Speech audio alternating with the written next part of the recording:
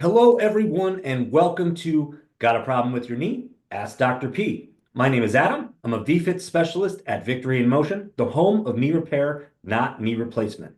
We are so excited to welcome you to our weekly show. We have a ton of questions that were submitted by our Skool group, Got a Problem with Your Knee? Ask Dr. P, our Facebook group, Knee Repair, Not Knee Replacement, our social media accounts at Victory in Motion 1 and at Dr. Marc Pietropaoli. First thing, who is Dr. P? Dr. P is a board certified orthopedic physician and a sports medicine specialist, as well as a regenerative specialist. He is the founder and CEO of Victory in Motion and the creator of the trademark Knee Repair, Not Knee Replacement program. Victory in Motion's mission is to make the world knee replacement free by 2043. Yes, you heard that right. Knee replacement free by 2043. Dr. P has over 25 years in orthopedics and regenerative medicine, so he brings a wealth of knowledge every week to this show to be able to answer your burning questions. So, without further ado, let's welcome Dr. P. Hey Adam, how you doing? Good. How are you? Good. Good morning. Morning. All right. So we got a ton of questions that were submitted, so we'll get right into it. Um, So, question number one on the list is, can you still walk with a torn meniscus? Can you still walk with a torn meniscus? Well, certainly most people who have a torn meniscus can walk. It depends on what type of tear it is. I had a torn meniscus myself in the past, and it was what we call a flap tear, where it was the piece was flipping back and forth, getting stuck in between the two bones, the femur and the thigh, which is the thigh bone, and the tibia, which is the shin bone. And so it was locking my knee up. So it was making it difficult to walk. So there are different types of meniscus tears.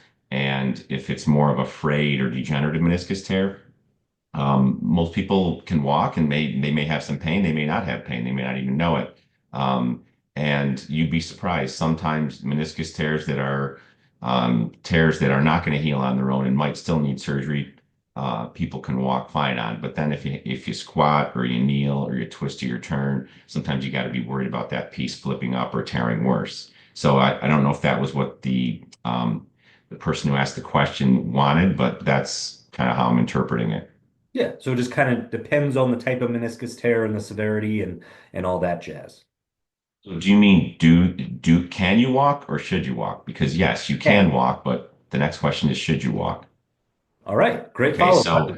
so right. So if you have a known meniscus tear and it's what we call acute, or it just recently happened, or it was a traumatic injury, meaning it happened from an injury, then and it is causing mechanical symptoms like locking up, your knee gets stuck and you can't move it, you can't bend it, you can't straighten it, or catching, or a lot of pain and swelling, then walking probably isn't the best exercise for it because it's probably going to aggravate it. Now, walking for normal daily activities, as we just talked about, you should be able to do most of the time. But if you're having mechanical symptoms, that definitely should be something that you get in to see an orthopedic surgeon, and you most likely, not always, but most likely will need surgery. If it's more of what we call a degenerative meniscus tear, there's two types of cartilage, and then there's the cartilage on the end of the bone, which looks like the white on the end of a chicken bone. It's kind of like the tread on a tire when that wears down. That's what arthritis is. But there's also meniscus cartilage in between, which is what we're talking about, which is little shock absorber cartilages. Well, just like the cartilage on the end of the bone can wear down, the meniscus can wear down too. And if it's just more of a wear and tear, and it's not really aggravating the knee, then some people exercise like walking is great. Running or jumping might not be great, but walking might be a super exercise if you have degenerative or quote complex meniscus tearing. So it depends on the type of meniscus tear, depends on the symptoms. And I think that's probably the best explanation for that. Awesome. Great. And that does kind of lead into the next question on the list is, you kind of touched on it, but is it okay to leave a torn meniscus untreated? Well, again, the theme of the day so far is it depends, it depends on what type of meniscus. Meniscus tears are kind of like snowflakes. Snowflake's a snowflake, but there's no two snowflakes that are exactly alike. So the same thing with meniscus tears. It depends on the type of tear. But again, generalities in general. If it is something that is causing mechanical symptoms like locking, your knee's getting stuck in a bent position and you can't straighten it, or it's causing catching, or the knee's giving out because when it catches, it gives you sharp pain. You don't want to fall, or it's causing swelling. And then that is one that probably shouldn't be left alone. If it's a degenerative tear, and it's more wear and tear, and the knee can get better. You can get the swelling down by doing some strengthening, maybe by doing some laser treatments, maybe by doing some regenerative medicine treatments like PRP or bone marrow or stem cells or things like that, and get the knee to remodel on the inside. Then those don't always need surgery. So we see a ton of those. We see a lot of degenerative meniscus tears on people who have arthritis, and they don't ever need surgery. We also see a lot of tears in athletes or in younger people, but it doesn't always have to be a younger person. But people who have mechanical symptoms, and if that knee's locking up, probably the only way to fix that is to go in there surgically. No shot is going to magically help that get better.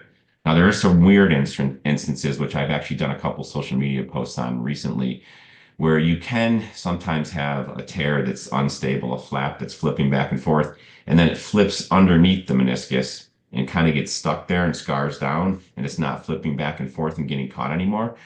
I've had patients who said, "Hey, my knee used to lock up all the time, and now it doesn't lock anymore."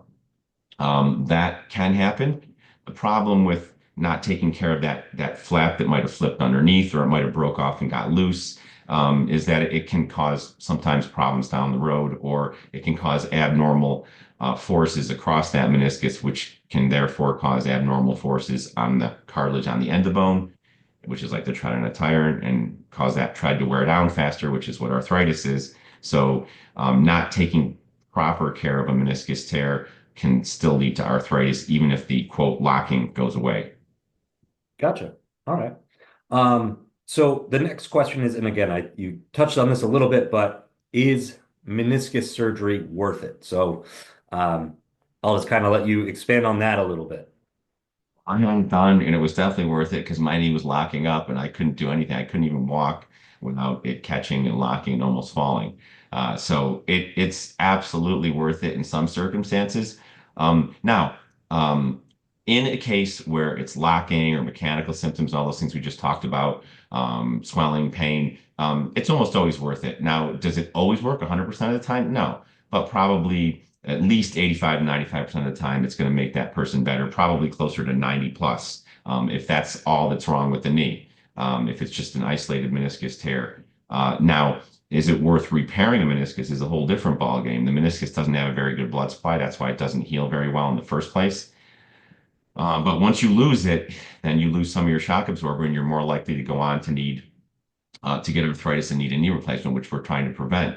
So the more we can repair it and get it to heal, the better. The problem is it doesn't like to heal, and even when we put a great surgery together and we sew it together and it looks great, there's still about a 10 or 15% chance it might not heal. Now we try to increase those odds and improve those odds by using things like PRP, platelet-rich plasma, which is basically growth factors in your own body and helps your body heal itself.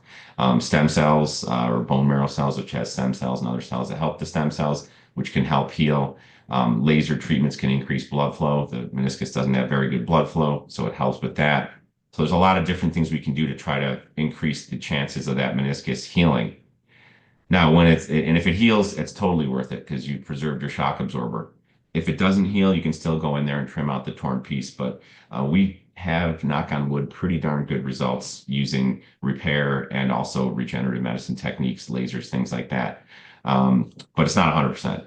Now, there are plenty of studies that show that arthroscopic surgery for degenerative meniscus tears or degenerative arthritis is no better than either putting saline in there, just washing the knee out with saline, or cortisone injections or PRP injections or any of those things. It doesn't help the long-term problem because it's a degenerative process. So just going in there and smoothing it over or whatever, or quote cleaning it up, that really doesn't give long-term relief because you're not taking care of the root cause of the problem.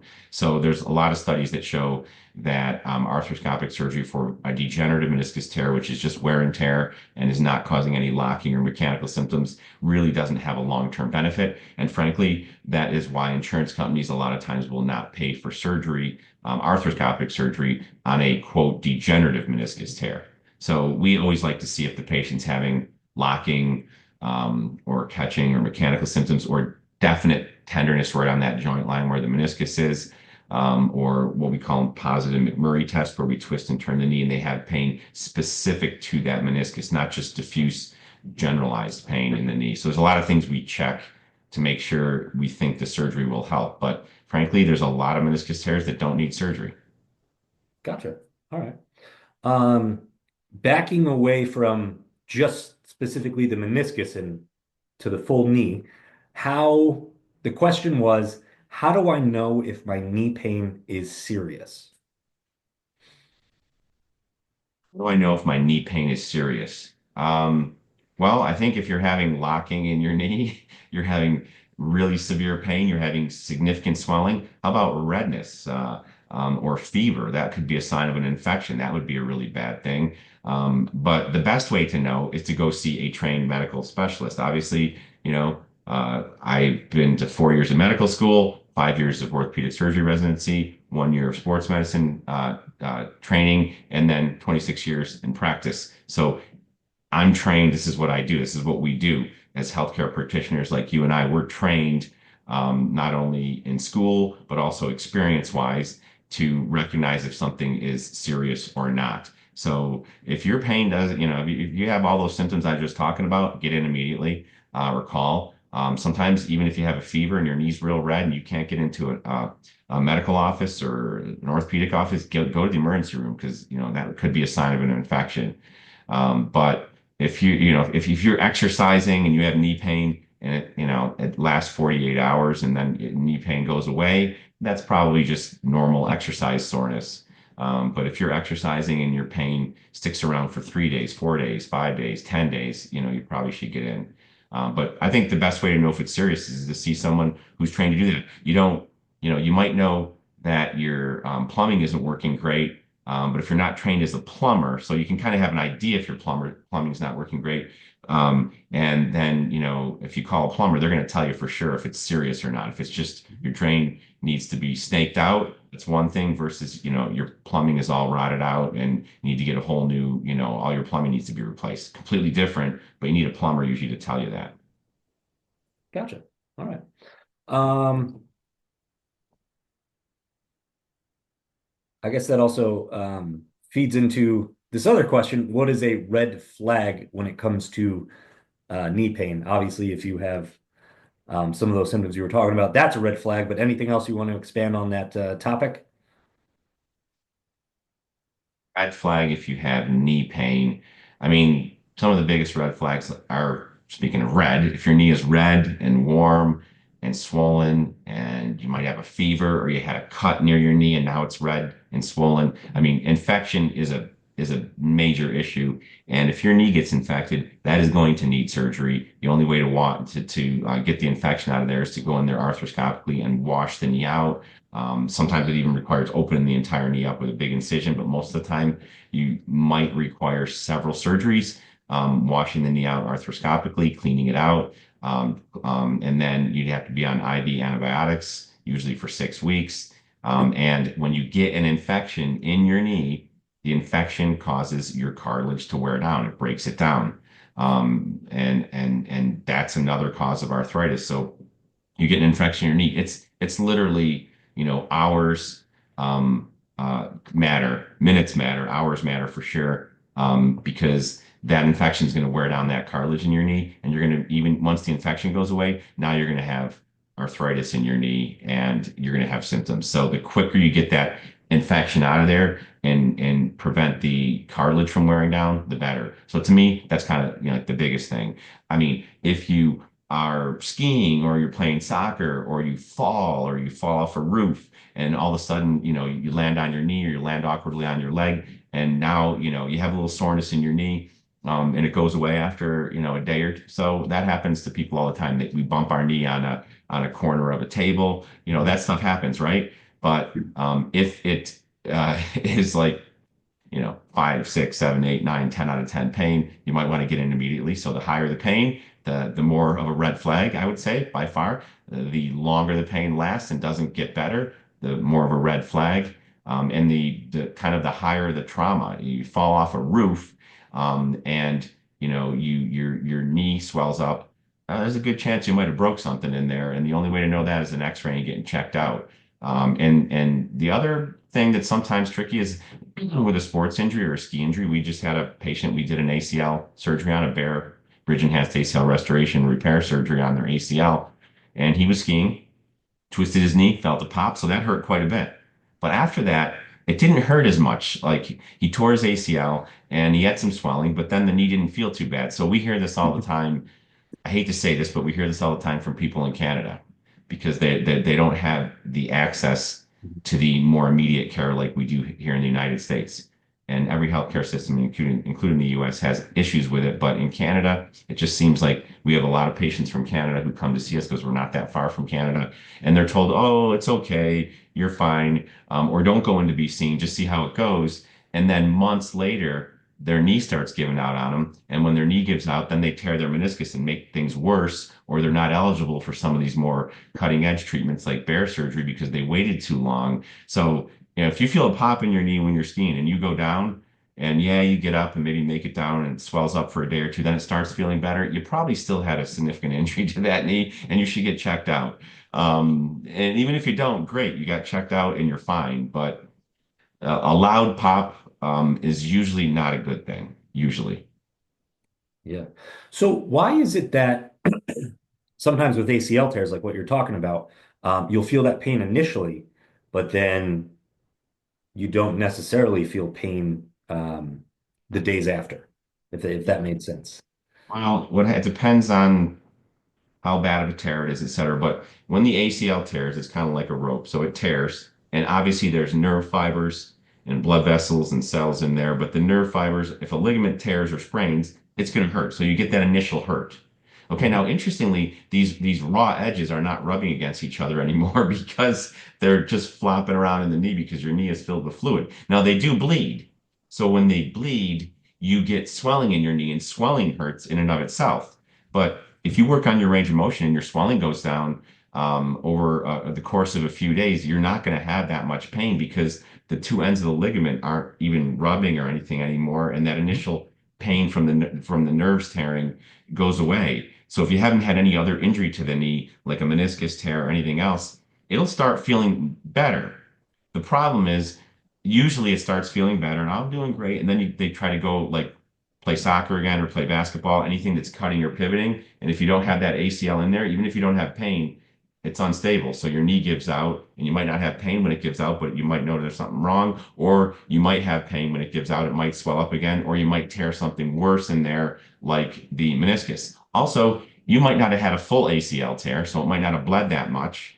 And so it feels better, and you're like, oh, I'm good. But guess what? That thing was stretched out, it's weak. If you don't let it heal properly, then you have a good chance if you go back playing soccer or basketball of tearing it completely and now you're done. And we've definitely had tons of those examples where people had an initial injury, maybe they didn't tear it completely. And if they just got in to be seen, they wouldn't have needed the surgery because we would have diagnosed the partial tear and we would have treated them appropriately, either with a brace or exercises, I should say, and or brace exercises, laser regenerative medicine treatments.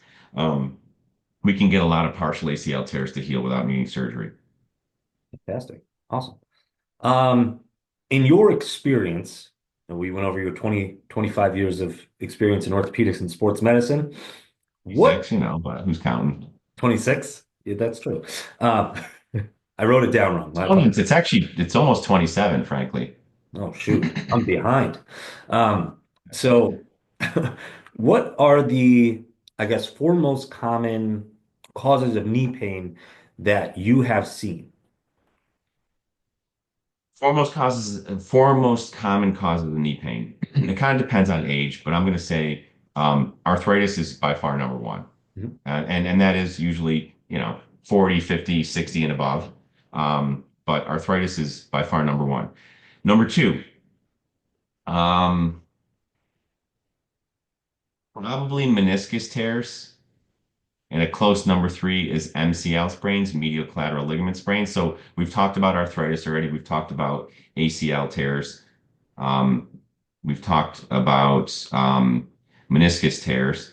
But MCL is the medial collateral ligaments along the inner side of the knee. Actually, I have a knee model right here. And so the outer side of the knee is over here. This is the lateral side. The inner side, the medial side's over here. And there's a ligament right here. There's four ligaments on the knee. There's the MCL, the medial collateral ligament. There's the lateral collateral ligament. Then there's the ACL, which is deep down inside in the front here. And then there's the PCL, the posterior cruciate ligament in the back. Ligaments connect bone to bone. But it's not uncommon for someone playing soccer to get hit from the side, and then the knee goes like this. And you can see this person, their MCL, it's kind of a wide, flat ligament here. This person's tore. Now that's a grade 3. That's 100% torn. We see mostly grade 1 and 2 where it's either just slightly stretched or partially torn or significantly stretched, but not all the way torn. But either way, MCL sprains are pretty common in athletes. You being an athletic trainer, I'm sure you've seen a lot of those.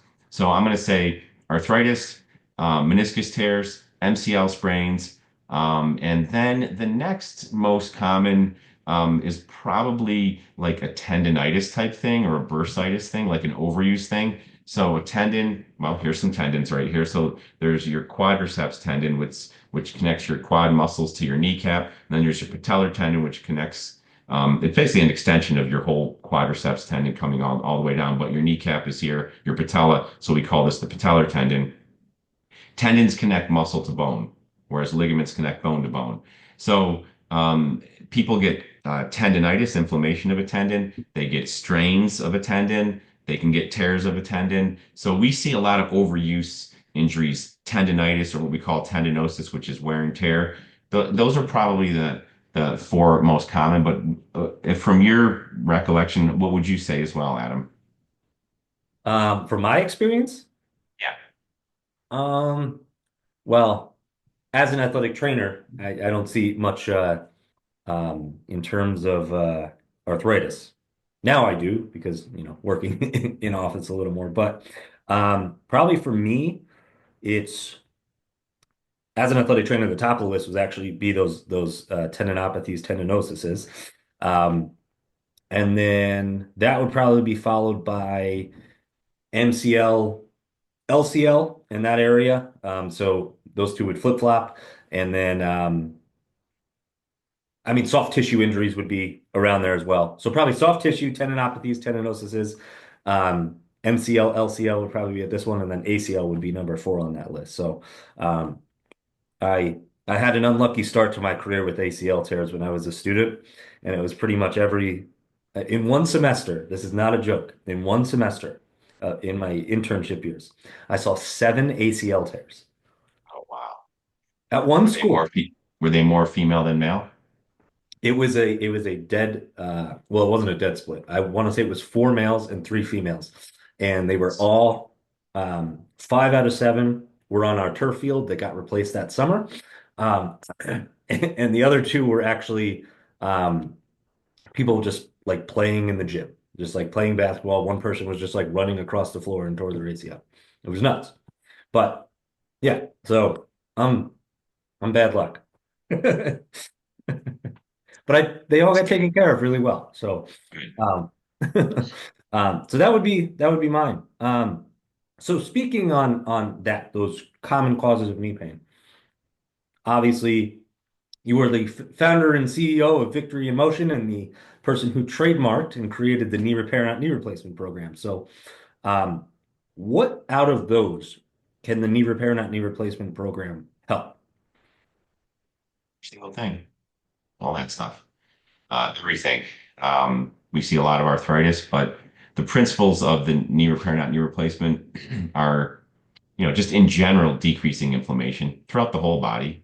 And that's going to help with healing. It's going to help with our joints because itis means inflammation. So arthritis is inflammation of a joint. Tendonitis is inflammation of a tendon. Bursitis is inflammation of a bursa. So by eating the right anti-inflammatory diet, Um, that can help decrease inflammation just in and of itself. And the less inflammation, actually, the stronger you can get and the less chance you have of getting an injury too, for that matter. Using the principles of regenerative medicine techniques, if someone has arthritis, we're trying to remodel the inside of the joint, maybe grow back some cartilage, um, uh, get the bone to heal where the soft spots are. But with it, in the case of a tendinopathy, meaning the tendon is either inflamed or it's wearing down, regenerative medicine techniques work great for that, trying to inject bone marrow cells and PRP to get that tendon to heal because it's been chronically overused by the athlete or by whoever. And we're trying to get that thing to heal because the healing process is shut down because they're not giving the body time to rest. And eventually it gets to the point where even if you give it rest, it's not going to heal because the tendon is too degenerated. And so those principles help. Same thing, laser therapy helps decrease inflammation, increase blood flow. So that's going to help, stimulates the mitochondria, the little powerhouse of the cell. And so that's going to help your cells work better and heal better and function better. It also has a direct pain relieving effect. And then the total body fitness, we're talking about the knee here. Obviously, we can take care of anything, but as you know, knee pain can sometimes be caused by a mechanical problem with a hip or an ankle or both or back. Or the knee can be causing back pain, or the back can be causing pain shooting down into the knee. So the whole body being dealt with is really, really important. The whole person being dealt with. So any musculoskeletal problem, any knee problem or injury can be helped with knee repair, not knee replacement. We're going to try to repair that knee and not replacement. Now, having said that, are there times when it still needs surgery? Yes, I do minimally invasive arthroscopic surgery. And if somebody has a torn ACL and it's completely torn and there's no shot of getting it to heal by other regenerative medicine techniques, we're going to try to grow that thing back using the bridge enhanced ACL restoration bear technique. If they have a meniscus tear that's flopping back and forth and locking the knee up, no amount of shots in the knee are going to make that mechanically go back to being normal. So it requires arthroscopic surgery. But again, the more we can repair that knee, okay, the less chance you get of the arthritis and the less chance you need of getting a knee replacement. So the whole point is repair the knee, don't replace it. Ideally, my ideal thing would be like the Star Trek tricorder that Bones McCoy had, where we can diagnose everything without having to cut into people or stick needles into people or electrodes or anything like that. And then we can actually repair people without needing to cut into them. That's my ultimate goal. And we have ultrasound right now where we can look inside of people live. That's kind of getting there. And then we also have laser and we have shockwave therapy. Those are two things that are non-invasive, no needles, no shots, no known side effects. And those can help a lot of these tendinopathies heal without even needing a needle or a shot. And so we're going to, our goal is, if we can avoid a needle, a shot, a surgery, that's always our number one goal. Whatever's best for whatever, offer the best treatment, it's best for the person. Yeah. Specifically on MLS laser, how does that benefit something like a tendinopathy, a tendonitis, or injuries like that? Yep. So a tendonitis is inflammation. In a tendinopathy, there is no inflammation, there's degeneration. So two separate things. But let's handle the tendonitis part first. Tendonitis is inflammation of a tendon, and that's usually more acute or subacute, meaning it either just recently happened or it's been just going on for a few weeks or months. Okay. Not usually more than 3 months or 6 months, but usually three is what we say. And so if it's inflamed, the laser is really cool because you can have certain settings on the laser, and the laser settings are adjustable. I don't want to get too geeky on it, but you have the 905 nanometer, which is more for pain relief, and you have the 808 nanometer, which is more for anti-inflammatory and healing. And both stimulate the mitochondria. Both do these four things. Both do increase blood flow, decrease inflammation, stimulate the mitochondria to produce more energy, more ATP, and pain relief. Both do those, but the 905 is better for pain, 808 is better for anti-inflammatory. So we would set the settings more to have that 808 more prominent, and we would set the settings for more anti-inflammatory if we're dealing with tendonitis. You still want to increase blood flow to the area, but maybe, if it's swollen already, you don't necessarily want to increase a ton of blood flow to the area if it's an acute injury. So you might not necessarily set it for that as much. You definitely might want to set it for more pain relief because tendonitis, especially acute, can be very painful. And so we can adjust the settings. And then you always want to stimulate the mitochondria. I don't care what, stimulating your mitochondria in your whole body is like the mitochondria are your powerhouse. Like if your cells aren't working right, you're not working right. So you always want to stimulate those mitochondria, and both wavelengths do that. And so that's if it's a tendinitis. If it's a tendinosis, meaning the inflammatory process has kind of burned out and the healing process has stalled, and we want to restart the healing process, okay, then we do want to set it probably less for pain because usually the tendinosis, it's annoying, etc., but it's usually not as painful as an acute tendinitis. If it is, you can set it for more pain, but we want to definitely set it more for increasing blood flow to the area and restarting the healing process. Stimulate the mitochondria, increase the healing process, and increase the blood flow. So that is how the laser works. And it's amazing that it does it with no needles, no shots, no side effects. It's very, very safe. It's been cleared by the FDA since 2009. We've had lasers since 2017. And we have the most cutting edge, up to date lasers as well now. Gotcha. Um, is there a benefit to using the MLS laser for, let's say, a tendonitis versus like a typical hot laser? Yeah, I mean, the MLS laser is the safest laser around. That's why we have it. So MLS stands for multi-wave lock system. So there's two wavelengths, 808 and 905, and they are locked together in a way that even though they're a class 4 laser, which is technically a hot laser, a class 4 laser is the highest level of laser, and it's a hot laser.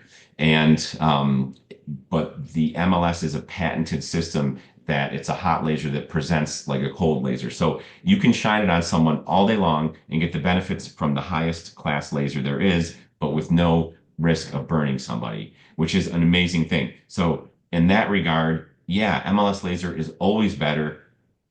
I mean, I'll say this till the cows come home. It's always better because it's safer. And it's also the highest power there is. And there's also two wavelengths as opposed to some lasers only have one wavelength. And there's a lot of different settings you can do. It also has a robotic head, um, and it has a handpiece. So let me give you a quick example here. We just had somebody call and they said they were down in Florida and they were getting MLS laser treatments, class 5 laser down in Florida. And so, first of all, there's no such thing as a class 5 laser that I know of. There's only four classes, as you know. And like class 1 is like a DVD, the laser that reads a DVD, or some bar scoters, like scanners, like in a supermarket. Class 2 is like a laser pointer. Okay. And class 1 and 2 have no therapeutic benefit. You can put your hand on that bar scan coder or use a laser pointer on your elbow if you have tendonitis, and it's not going to do anything for you. So class 1 and class 2, even though a lot of those are sold out there on Amazon, et cetera, are really not that great. Class 3, there's a class 3A, class 3B. Class 3B is the one that is therapeutic for humans and dogs and animals. But a class 3 laser isn't quite as powerful. So it's not going to burn most of the time, vast majority of the time. But it's only going to penetrate maybe a centimeter, okay, of depth. So it's not going to get as much energy in there. But and if you know how to use it right, you might get it to penetrate a little bit deeper than that. But it does require a little bit longer time because there is actually a dosage of laser has a dosage. It's called joules per centimeter squared. Big, basically how much energy are you putting in a certain surface area? And so class 4 lasers are the highest level laser and they have the most power. But as you alluded to, most class 4 lasers can burn people, even though they're therapeutic. So you'll see the technician or the therapist moving that wand around, going back and forth, and the patient is actually feeling warmth because technically it's burning them. It is penetrating deep in and working deep down, maybe 4 to 6 centimeters, some even up to 10, but usually 3 to 5, 4 to 6 is your class 4 laser depth of penetration. And so it gets into a knee, it gets into a hip, it gets into a shoulder, it gets into a back. It can get deep enough to penetrate and work on those deep tissues. But the MLS laser is a class 4 laser, not a class 5 laser, and it has really cool components to it because it has a robotic head. I don't know of any other laser system that's a class 4 laser that has a robotic head. So it has a robotic head called the ultra head that kind of goes back and forth and it'll treat a broad area. It also has a handpiece, which is not like the size of this pen, it's bigger, but you can literally pinpoint the spot where the pain is and you can give more energy dosage to that spot, or you can get deeper inside of a joint, or you can get into the nooks and crannies, especially on a knee or a shoulder or whatever, that you can't do with with the robotic head that going back and forth, kind of just diffusely treating it. So interestingly, this person said they were getting treatments down in Florida and that they were just getting the robotic head being used. The actual handpiece wasn't being used. So they were going in the room. The technician was coming in, setting him up, letting him sit there for 20 minutes with the robotic head, not using the handpiece. They were leaving the room, so they were really getting half the treatment. And they said something like it was like less expensive. Well, yeah, you're getting half the treatment. You're not even getting a personalized experience with a provider. So like when you do the laser treatments, you set the laser up, right? The ultra head to kind of prepare the fields or treat the broad area. But if someone has, let's say they have an Achilles tendonitis or tendinopathy, and that's that rope-like tendon behind your ankle. And by the way, how do you know if you really have that, right? You need an MRI or an ultrasound. And X-rays help, by the way, too, because there's a lot of calcification in there. We know we've had people who have spots of pain on their Achilles where there's one spot that hurts the most, but you look at their X-ray and there's calcium deposit through the whole thing. And so we know we got to treat the broader area, not just that one area. The broader area is going to be better with the ultra head. And then the spot where the actual pain is the worst, that's going to be better with the handpiece. It's almost like a bolt, like a shotgun for the one area, and then a rifle. It's a rifle in on the spot that really hurts the most. The MRI is going to show you that spot that hurts the most, where the most damage is. Tendonitis is inflammation, so you'll see if there's all kinds of white inflammation. And if that's the case, you're going to have your laser settings be differently than if it's more tendinosis. This person said they were diagnosed with tendinosis, which means degeneration, chronic problem. I think they said they had the problem for 10 or 20 years, something crazy like that. So, but how do you know for sure unless you actually get in for an evaluation and someone gets their hands on you, x-rays, MRI, ultrasound, and then also what is causing that Achilles tendonitis? Is it because they have a problem with their knee, their hip? Do they have is it tight? They have a problem with their foot? That's what you guys evaluate. And that's what we do when we do our comprehensive diagnostic evaluation. We're evaluating all that stuff so we know exactly what's wrong. And then when someone comes in and let's say they're getting the laser treatments, well, we're going to use the ultra head and we're going to have a human in the room with you the whole time. And they're going to be using the handpiece to really zero in on that area. So they were getting half the treatment, and I don't care what the quote price is. Like it's an investment you're making, and you want the best possible outcome, and you're not going to get that best possible outcome if number one, you don't know exactly what's going on. You're just kind of shooting in the dark. Yeah, you might be feeling better, and if you point laser at anybody, they're probably going to get quote 70% better. But what happens when you stop doing the laser? If you don't know what the underlying problem is, are you going to stay better, or you need to be on laser the rest of your life, right? That's why we don't just do only laser most of the time. We might treat that root cause of the problem with a PRP shot or a bone marrow. We might do all that. We are definitely going to have you evaluated your whole body and figure out what is contributing to that Achilles. Because if you want to get back playing pickleball or tennis or whatever sport you like to do, we want to make sure it doesn't come back again. We want to make sure it doesn't recur. So, just getting a laser treatment, a kind of a shotgun approach, yeah, you might feel better. You can buy something on Amazon. It might help a little bit, but unless you really go to the experts who really know what's going on, you're probably not going to get the long-standing relief, and you're probably going to re-injure it again, especially if you're playing pickleball, et cetera, et cetera. Because how do you really know what's going on if you don't know what's going on? I guess is what I'm 100%. saying. Yeah. So that's a long-winded answer, but laser isn't the only thing. It's one adjunct that we use. And one final thing, we keep our results in a registry, it's called data biologics registry. So research. And we know that if you look at, we're one of, I think, 139 or 40 clinics in that nationwide registry. There's like 25,000 patients in there. All of our patients are in there. And we know if you look at all the providers who provide regenerative medicine or biologic medicine in the US, that pain relief pain goes down with regenerative medicine and function goes up. All the clinics show that. So we know regenerative medicine works, and there's a ton of studies that show that it works. So I'm not going to get too much into that. But we also know if you look at just regenerative medicine, you see those results. Pain goes down, function goes up. If you look at just regenerative medicine adding just laser, because you can break out the data. Synergistically, the results go up significantly. Then you have to look at our data because we don't just do only laser and only regenerative medicine. We do full programs. The, as our PA called it, the chasm or the gap between us and the rest of all those other clinics is massive. And I think if you can, if we do put this video out and you can put a B-roll up there that shows those results, I mean, it's a massive difference. Yes, regenerative medicine works, but what we're doing is a next level up, and that's the difference. That's what people don't understand. Sometimes they don't want to really put the time and effort into really truly getting better. They're just kind of band-aid approaching it. And so a laser with only the ultra head, number one, you're kind of getting gypped. You're not getting your money's worth. And then number two, you're really not treating the root cause maybe as well as you could. And why not? Why would you not want to do that? I mean, who wants to? What if that Achilles tears, by the way? Now you need surgery. So why don't we figure out what's wrong? Why don't we treat it the right way and then hopefully prevent that from ever tearing and you needing surgery? And now you're really out and talk about a cost, right? Mhm. Massive cost, pain, time, monetary, et cetera, et cetera. So we're trying to be proactive, not reactive.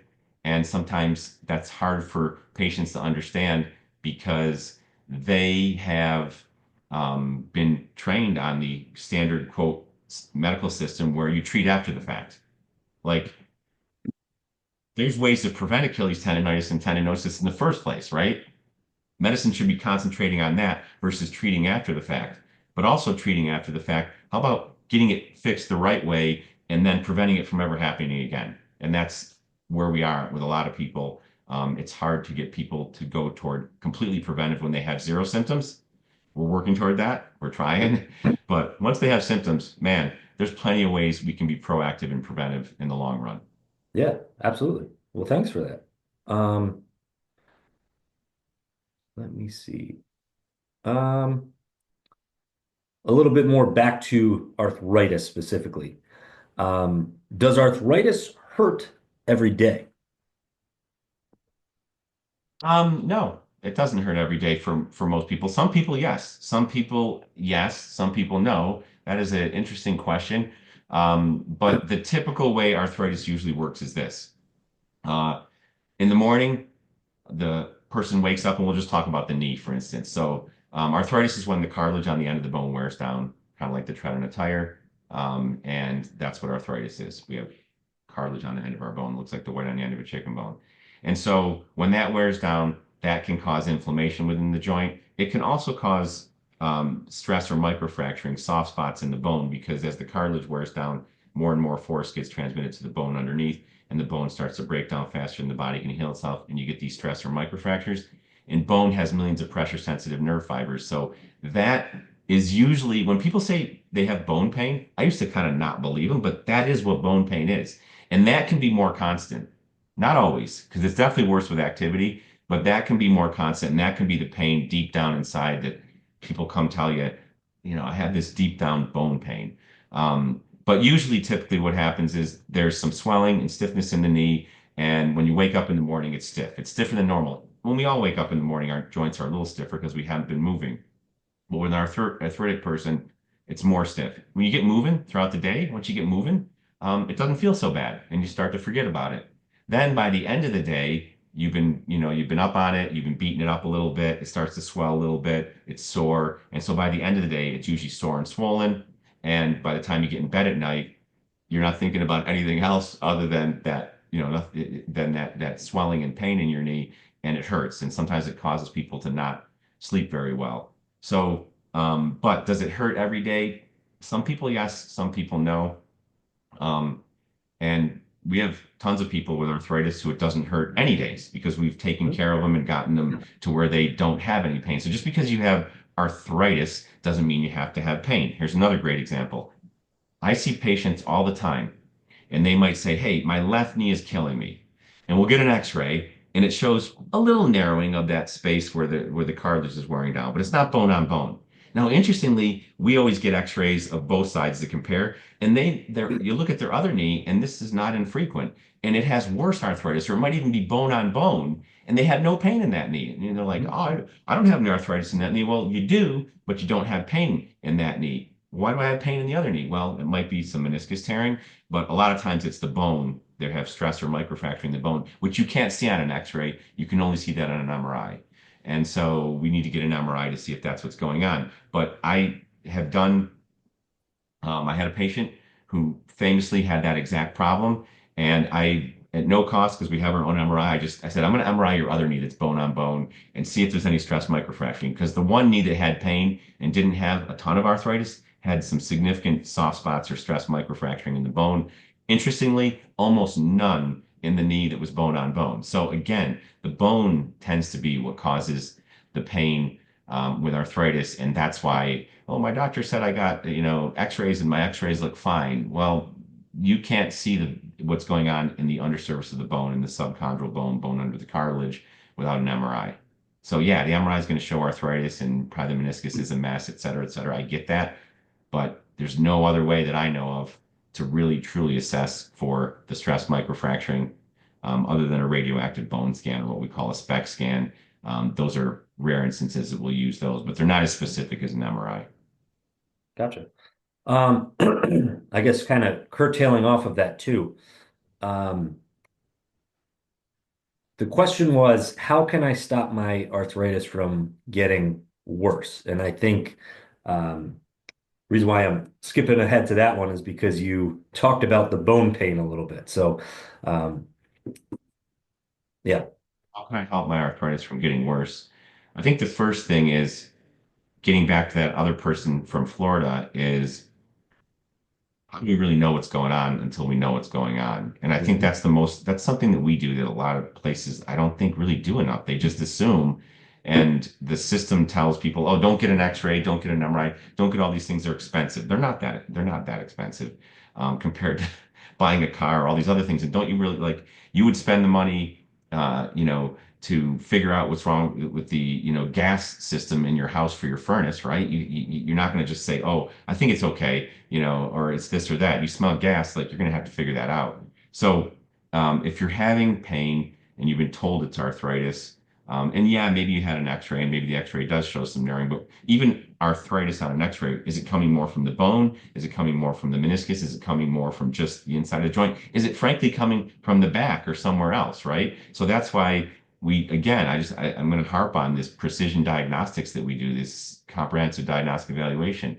We're going to get a history, and the history matters a lot too. Like, um, how do I prevent my arthritis from getting worse? Well, if I don't know what your history is like, you like to run every day. Well, that's different than someone who doesn't walk, doesn't run. They just want to do their, clean their house and not have pain during normal daily activities, as opposed to someone who wants to play tennis or pickleball or travel. So that's really important to get to know the person first. And we spend an hour with patients doing that to start with. Then we'll do a live ultrasound to look inside the knee live. It's the only thing you can do to really see something moving live, and we can see if there's fluid in there. We can see how things are moving around. We can see what the tendons look like, especially. Sometimes you'll have a tendon that has a partial tear, and you won't see that on an MRI or an X-ray, but on the ultrasound, you can see as they bend or straighten that knee that it gaps open. So if the knee's straight when they get the MRI, you can't see that it's gapped, especially in the Right. rotator cuff.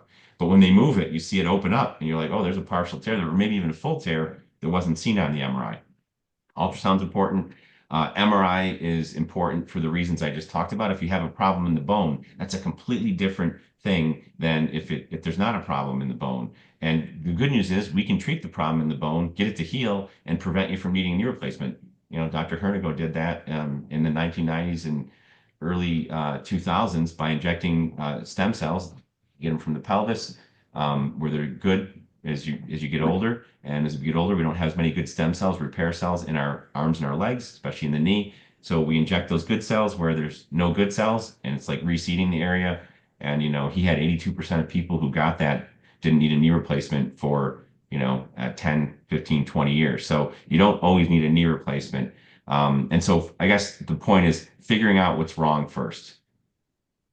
Gotcha. Evaluation, sit down and talk to the person, ultrasound, x-ray, MRI, a full body, total body exam. Is the hip bothering the knee? Is the ankle a problem? Is the Achilles too tight? Is the back a problem? Is the upper body affecting the lower body?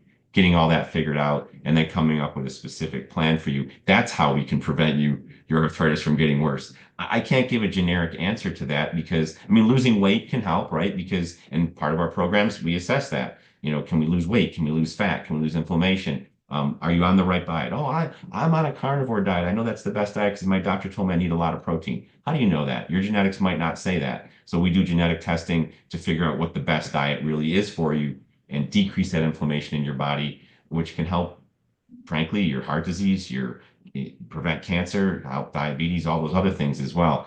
So I cannot give an exact answer to that without knowing more information. And I think I need to be maybe even more firm on that, even on things like this, because people want like generic answers. And if you don't know, you don't know. And that's why I'm really proud of that, that kind of clarity day that we do, that full discovery day, clarity day. You get clarity in one day on what's wrong with you, and then how we can either make it better or prevent it from getting worse, or or both, which we love to do both. Yeah. What about can you talk a little bit about um maybe the time and investment aspect of the traditional model of diagnostic when it comes to knee pain and what the comprehensive diagnostic evaluation is? I mean, traditionally, you know how it goes. Like you have maybe you have knee pain and you go to see your primary care doctor, and you're seeing your primary care doctor maybe just for a checkup. And the primary care doctor doesn't have much time. They have maybe 10 or 15 minutes. I think the average time in the US is 7, but let's just say 10 or 15, not that much time. And they're more worried about, making sure your blood pressure is okay and your diabetes and all those other things, which there's nothing wrong with that. But they don't frankly have time for the knee. So they just say, hey, take some over-the-counter medication. Here's a few stretches. And, if it's not better, let me know in 3 months. So you do those things. It doesn't help, or it's only temporary, or the medication, the over-the-counter medication bothers your stomach, like a lot of anti-inflammatories can do, or you can't take it because you have high blood pressure. Tylenol doesn't do squat. So you do the stretches, it doesn't help. And you come back, you call and like, oh, it's going to be 3 weeks to get in to see. So you call back after 3 months, and now it takes a few weeks to get in to see the doc. You see the doc, they barely look at you, and maybe they touch your knee, maybe they don't, but they say, we're going to get an x-ray. And you're like, oh, great, I'm going to get an x-ray today. No, no, no, we have to send you to the diagnostic imaging center down the road to get the x-ray. So you're like, oh, shoot. So now you have to call that place and make an appointment, and maybe they get you in a week or 2 or 3 weeks. They're usually pretty good, but it still takes time to get in, and you have to go on a separate day, and you have to drive there and back and forth. You have to take time off from work, and you lose some income regarding that. And then you go get your x-ray, and you're like, hey, am I going to know the results? Like, oh, we can't tell you the results. Your primary care has to tell you the results. So, you're like, okay. So you wait a couple weeks, you don't hear anything. You think, oh, no news is good news, but you're like still interested. And so you call because your knee's in pain, and you call the office, and they're like, well, why are you calling us? Well, because I had an x-ray and nobody ever got back to me. And so they're like, well, the doctor has to get back to you, and the doctor's busy right now, so the doctor will call you back. So then the doctor calls you back, whatever, 3 days, 4 days later, and it's like, hey, I'm pulling this up on you hear them clicking on their computer. Oh yeah, here's the report. The report says you have knee arthritis, so I'm going to need to refer you to an orthopedic surgeon. So you're like, okay, great. When can I get in to see them? We'll set an appointment up. So you get an appointment. It's for 4 to 6 weeks to see this busy orthopedic surgeon. And the primary care doctor not only says you have arthritis, but tells you you're going to need a knee replacement. So you're kind of happy because you're like, oh, I finally got a diagnosis and I finally know what I need, but you're also terrified because you don't want a knee replacement. You finally get in to see the orthopedic surgeon. You're like, oh, finally, I'm going to get my surgery. And the orthopedic surgeon says, well, we can't do surgery on you yet. You have to go to PT first. And you're like, well, I already did all the stretches that the doctor gave me. Well, you got to go. The insurance company won't pay for, surgery unless you go to PT first. Well, can I get an MRI? Because I really want to know what's going on. No, can't do that either until you go to PT. So now you have to make an appointment, go to PT 4 to 6 weeks. That might be 12 visits. That might be 16 visits. And you're driving back and forth. You're taking time off from work. And they can't actually do a diagnosis on you. They kind of can. They do an evaluation, but they have to kind of follow the script. And the doctor's script says, knee arthritis, evaluate and treat knee. So they can't check out the rest of your body because they know they won't get paid by the insurance company because the script says only knee. So you go there and it helps a little bit, but you're just like, I still have a lot of pain. You get back in to see the orthopedic surgeon and you say, I want an MRI. I want to figure out what's going on. So they're like, all right, you did the therapy. We'll order the MRI. Same thing. You got to go to the diagnostic imaging center, et cetera, et cetera. And it takes a few weeks and you get in to see the orthopedic surgeon and they say, hey, you have arthritis, you need a knee replacement. They don't actually maybe look at the MRI, and even if they do, they don't recognize that there's stress or microfracturing. Actually, a lot of times the radiologist doesn't even realize that. And we know from Dr. Hernigo's studies that we might be able to actually get you better without ever needing a surgery. But they say you need a knee replacement, and then you don't want surgery, and you're like, well, what do I do? Is there anything else? And the orthopedic surgeon says, no, there's nothing else. You need a knee replacement. You'll call me when you need it, and see you later. So you're left with suck it up and do nothing, or get a knee replacement. But that's why we have knee repair, not knee replacement. There's a third option, we feel. Mhm. Yeah. The whole process takes, we see it all the time, months, sometimes years, and then patients still don't understand what's going on. So what we do all that kind of in one day. Like I said, we'll sit down with the patient for an hour, get a good history, review all their old notes. We'll do the live ultrasound. We'll do the updated X-rays. A lot of times they don't get weight-bearing X-rays or X-rays of the kneecap. We do that.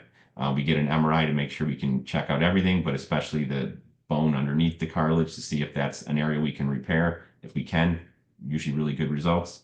We do a 1 hour VFit session where you guys evaluate the patient from head to toe, not just their knee, figure out what other contributing factors there are, what things might help them. And remember, this is all diagnostic. We're not actually treating you. We will do a complimentary laser visit so you kind of know what it's like. And we have the highest powered laser out there called an MI laser. We talked about the MLS laser. It's an MLS laser, but it's more powerful. So it goes deeper in, and you might notice a little relief right even after the first visit. But laser usually takes 3, 4, 5 visits to fully accumulate. And then the team will meet. We'll go over everything as a team, kind of come up with what we think might be the best option. And then the provider, myself or Jordan, our PA, or Allison, our orthopedic PA, will go back in the room and we'll spend another 60 minutes or longer with you, going over everything. So you've seen all the reports, board certified radiologist read your MRI. We'll show you all the images. You'll actually see the stress microfracturing or whatever, so you understand it yourself. We'll go through what the VFit specialist said, what they might recommend, if they think you're a good fit. And then we'll usually give you 3 options. Like we kind of call them good, better, and best, and let you choose. And obviously, you always have the option of saying no. But we will give you, the best 3 options we feel for your situation. Awesome. Yeah. So months to a year versus an Okay, afternoon. yeah, we can do that. We can do that all in one day, maybe 2 days sometimes. Occasionally, we have to send someone out for like nerve conduction studies or something like that. But in general, that's 1, 2 visits at the most.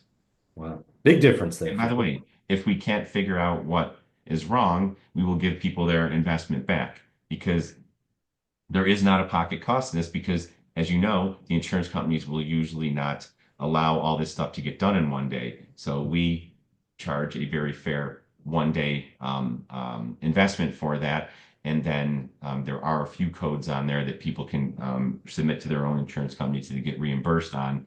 But in general, that is why we do that all in one day. And if you add that up compared to all the gas and the money and the time and the heartache and all, missing work, all that stuff, our PA did a calculation. It's like usually at least double it would cost you to go the traditional method over months and months of time versus getting it all done in one day. It's just people don't think in those terms, but that's really why that's such a very valuable and economical way to go about it.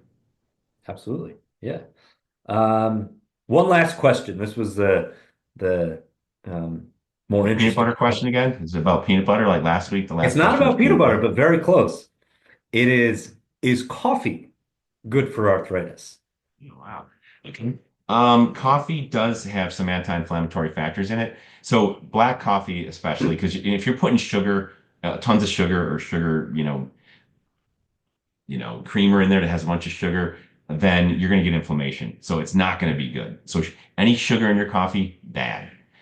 Regular black coffee, just like green tea and tea, they all have some anti-inflammatories. Green tea might have the most anti-inflammatories, but coffee does have some. Now, 1 cup a day is fine. You start drinking a whole bunch more cups a day, it might inflame your GI tract, and that wouldn't be good either. But 1 cup of coffee a day, and of course, ask your own doctor because some people might not, their doctor might not want them having caffeine. But in general, 1 cup of coffee a day, black coffee especially, it's not going to make a huge difference, but it has some anti-inflammatory effects. Yeah. And by the way, if you're going to run, and being a runner, and you and I are both runners, we got literally 30 seconds here. If you drink that coffee right before you run, it has to be right before because you don't want to dehydrate yourself either. You drink it right before you run, it absolutely will cause increased bronchodilation, meaning you'll breathe better, you'll function better, your muscles will work better, all those things. So drinking black coffee or a nice espresso before or double espresso right before you go run, very helpful. But again, ask your own doctor. But as a runner, you probably know that. I know that it definitely helps. Yeah, for sure. For sure. Well, all right. Thank you very much. Um, Everyone out there, thanks for watching. If you have questions of your own, be sure to join our Skool group. Got a problem with your knee? Ask Dr. P. Um, It'll be linked in the description below. We also have a Facebook group, Knee Repair, Not Knee Replacement. You can find us on social media at Victory in Motion One and at Dr. Marc Pietropaoli. There's many ways to connect with us. Or if you're interested, we talked a lot about comprehensive diagnostic evaluation today. If you're interested in setting up an appointment, getting to the root of your problem, give us a call, reach out to us. All of that will be in the description below. And yeah, Doc, thank you for your time. Good job, Adam, and thank you everybody for the questions. Great questions, especially the coffee question. Yeah, for sure. It was an interesting one. All right. Take care. Have a great week. See ya. Bye.